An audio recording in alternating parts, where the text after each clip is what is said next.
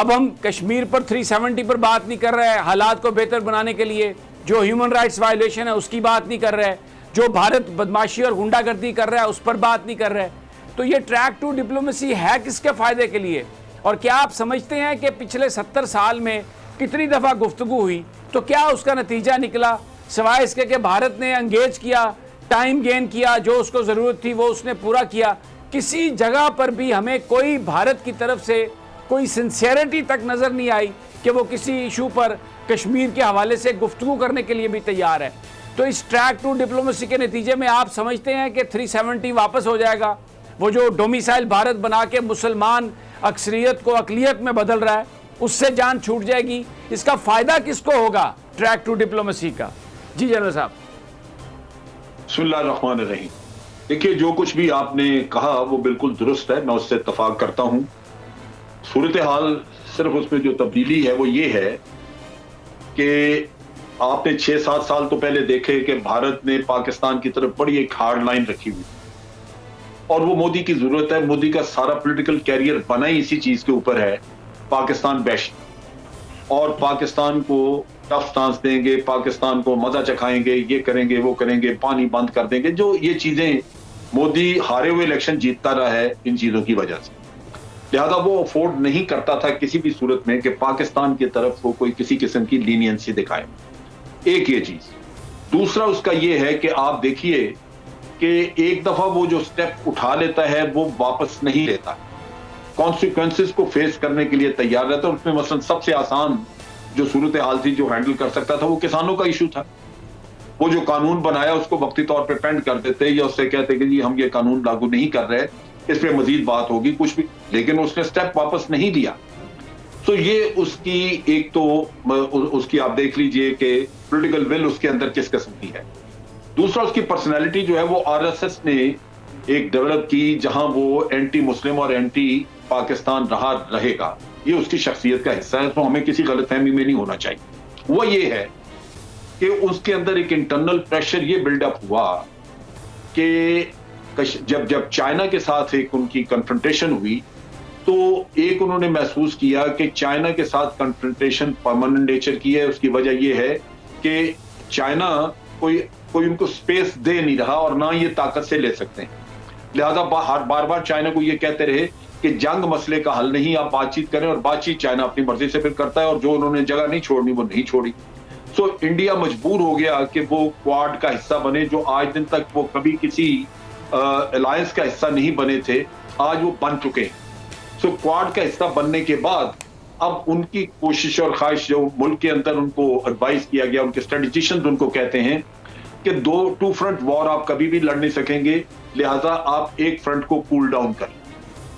अब ये cooling down Pakistan के साथ करनी है, जो उनको निस्बतन आसान नजर आती है, क्योंकि पाकिस्तान हमेशा कहता है कि हम बातचीत करना चाहते हैं। और अमेरिका और वेस्टर्न कंट्री जो आज एलाइज हैं, जो उनको इंडिया को हर सर के खिलाफ खड़ा करना चाहते हैं, ये ट्रैक टू वाले किस्से में वो मुतहर्रिक हुए हैं, वो ज्यादा एक्टिव हैं कि किसी न किसी तरह इंडिया के ऊपर से ये एडिशनल बोझ हटाया जाए कि इनको लगा दिया जाए बातचीत में, और इस तरह भारत को एक साइड से फरागत हासिल हो और पूरी तरह तवज्जो दे सके चाइना की तरफ। ये वो सिनारियो है। अब बातचीत करने में तो कभी भी अब पाकिस्तान हमेशा कहता रहा बातचीत होनी चाहिए, सो ट्रैक टू हो या कोई भी हो। असल चीज ये है कि जो आपके कोर इंटरेस्ट हैं, जो नेशनल इंटरेस्ट हैं, क्या उन पे किसी पे आप कंप्रोमाइज करने के लिए तैयार हैं? ये वो सारी गेम है जो मेरा नहीं ख्याल कि पाकिस्तान तैयार है। आप ट्रेड की बात करने, किसी और चीज की बात कर लें, वो हो सकता है कि कोई इकोनॉमिक रीजन आपका निकल आए और आप किसी चीज पे कंप्रोमाइज कर लें, लेकिन ये नहीं हो सकता कि आप कश्मीर के मामले में कंप्रोमाइज करें। जैसे आपने खुद कहा, इसमें इंतहाई अहम नुक्ता जो कि आबादी की जो आबादी के तनासब को बदलने का है। आज कश्मीरी वहां पे मारे गए इस वजह से कि इन्होंने जो लंबे चौड़ी शहरियतें दे दी हैं भारत ने लोगों को, वो कश्मीर में रहते नहीं, लेकिन उनकी जेबों में शहरियत का कागज है। लिहाजा कश्मीर की यूनिवर्सिटियों में एडमिशंस लेनी है तो वो उस शहरियत की बुनियाद पे बाहर से आके लोग एडमिशंस ले रहे हैं। जो एक्चुअल कश्मीरी है उनको उसमें यूनिवर्सिटियों में जगह नहीं मिल रही, या उनको बड़ी थोड़ी सीटें मिल रही हैं। जॉब्स लेने हैं तो वो शहरियत की बुनियाद पे कश्मीरी कहला के वो एक आदमी बाहर से आके जॉब ले लेता है। अगर उसने आईसीएस का इम्तहान पास करना है, इंडियन सिविल सर्विस का, तो वो भी वहां पे कश्मीर के कोटे में खाते में कर लेता है। तो ये तो उनकी तबाही का एक रास्ता उन्होंने खोला हुआ है। लिहाजा पाकिस्तान को ये ज़हन में रखना चाहिए कि ये एक ट्रैप हो सकता है। बातचीत से इनकार हम नहीं कर सकते।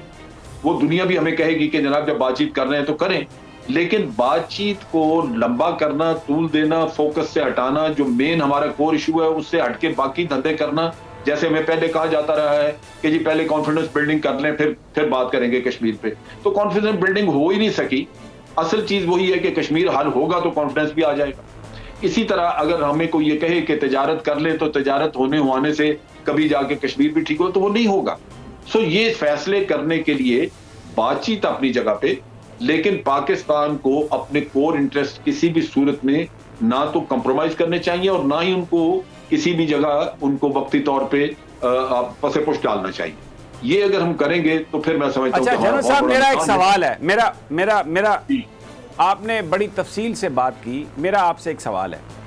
हमने 2 महीने पहले कहा मोदी जो है वो हिटलर है, मोदी फैशिस्ट है, और किसी तरह भी ये भारत जो है ये सिंडिकेट बन गया है, ये दहशतगर्दों के साथ मिलकर यहाँ पे अमन ख़राब करना चाह रहा है।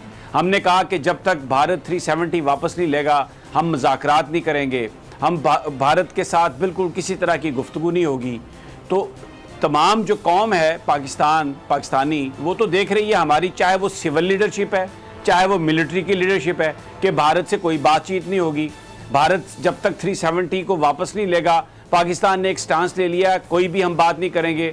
अचानक ये पता चलता है कि आपस में खुफिया बातचीत हो रही थी, ट्रैक 2 डिप्लोमेसी हो रही थी। उसमें हिंदू अखबार ये लिखता है कि पाकिस्तान में जनरल बाजवा साहब उसको देखें या देख रहे हैं, और उधर से अजीत डोवल देख रहा है। मेरा सवाल ये है जनरल साहब, इतने सेंसिटिव इशू पर ये ट्रैक 2 के नाम पर जो खुफिया बातचीत है, भला तीसरे मुल्क में भी हो रही हो, इसकी क्या जस्टिफिकेशन है इस माहौल में?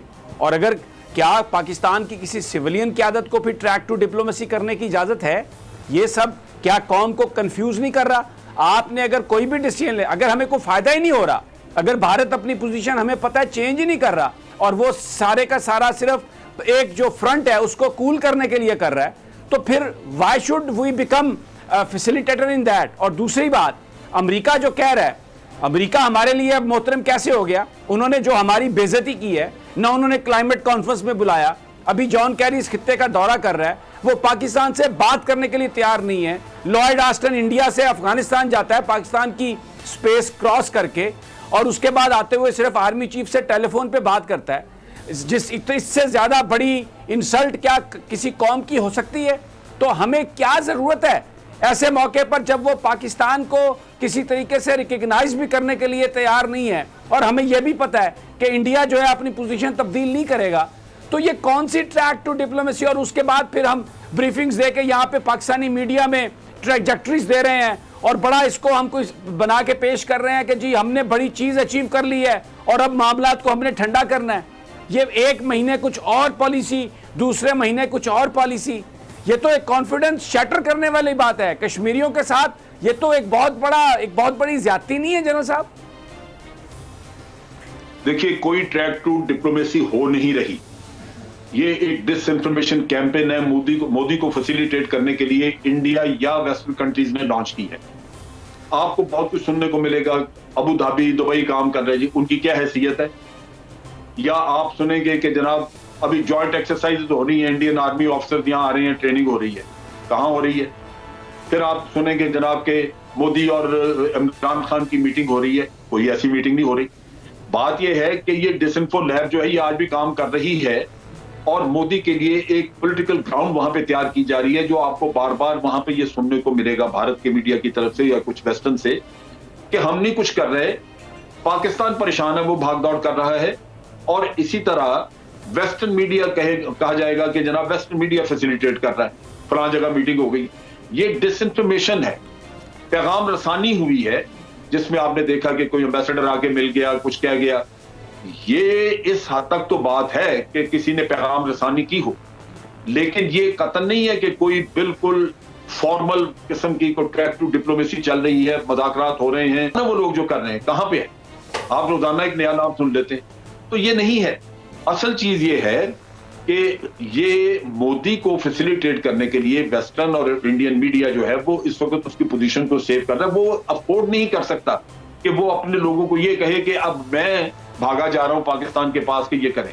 अगले दिन एक इंटरव्यू इंडियन आर्मी चीफ का था, वो बार बार उससे सवाल कर रहा था, जो इंटरव्यू कर रहा था, कि जनाब आपने ये क्यों सीज फायर वाला किस्सा किया, आपने क्यों उनके साथ ये, पाकिस्तान ने अगर ये आपको कहा, ये हालांकि पाकिस्तान ने नहीं कहा, वो बात गोल कर जाता था, ये इंडियन इनिशिएटिव था, उन्होंने कहा जी हमने, तो जवाब वो हर बार देता था कि जनाब हमने ये इसलिए किया कि हमारी 7 साल से ये स्ट्रेटजी नाकाम रही, इसमें हमें क्या मिला, इतना मारदाड़ हुई, तो अब स्ट्रेटजी बदल के देख लेना चाहिए। ये सारा एक स्मोक स्क्रीन क्रिएट की हुई है जिसके पीछे ये चीजें चल रही हैं। हमारे यहाँ लोग बड़े एक्टिवेट हो गए इस पे, यूं जैसे हम मरते जा रहे हैं और हम कुछ कर रहे हैं, ऐसा नहीं है। लेकिन दुनिया को लाजमन आप ये इंप्रेशन देंगे कि हम बातचीत जरूर करेंगे, लेकिन हमारी कुछ कंडीशंस हैं, और कंडीशन हमारे फॉरेन ऑफिस ने बिल्कुल वाज़ेह तौर पे अब भी बताई, और वो यही है कि जनाब ये जो कुछ भी आपने 5 उसको अगस्त को किया था 2019 में, ये वापस होना है, ये वापस होना है। मुझे मेरा अपना अंदाजा है कि मोदी ये वापस वैसे नहीं करेगा, वो कश्मीरी लीडरों को मिलाएगा। कश्मीर के अंदर अपने एक बहुत बड़ी प्रॉब्लम है कि उनके अंदर 3-4 खानदान ऐसे गद्दार वहां पे बैठे हुए हैं कि वो हमेशा भारत के साथ मिलकर वहां पे कोई ना कोई खिचड़ी पका देते हैं, हुकूमत बन जाती है। मैंने कश्मीरियों को कई दफा कहा है, मैंने कहा तुम लोग मारे इन चीजों की वजह से गए कि तुम्हारे अपने पास, तुमने कभी इन लोगों का हिसाब किताब नहीं किया जो कि वहां पे बीजेपी के कभी इत्तेहादी बन जाते हैं, कभी कांग्रेस के इत्तेहादी बन जाते हैं, तो उनको वहां पे पांव जमाने की जगह मिल जाती है। अगर आप सारे लोग मुत्तहिद होते तो वो हमें तो कुछ करने की जरूरत नहीं थी, जो जी चाहे इंडिया करता रहता। कभी वो ना इलेक्शन करा सकते थे कश्मीर में और ना ही हुकूमत बना सकते थे, लेकिन जो उनके अपनी सभों में लोग मौजूद हैं वो फिर भी उनको अकोमोडेट करेंगे। तो यहाँ पे बहुत सारा कुछ ये है, प्रायोरिटी इस वक्त ये है कि हम चाहते हैं कि कश्मीरियों के ऊपर जो बहुत ज्यादा जुल्म, जो इस वक्त ह्यूमन राइट्स की बहुत ज्यादा प्रॉब्लम्स और वायलेशंस वहां पे हैं, जो उनकी जिंदगी तंग की हुई है, पहले ये किसी तरह चीज जो है वो हटे, ये उनकी जिंदगी में कुछ आसानी पे। उनके आज 6 से 10 हजार के करीब हुर्रियत के लीडर जेलों में बंद हैं।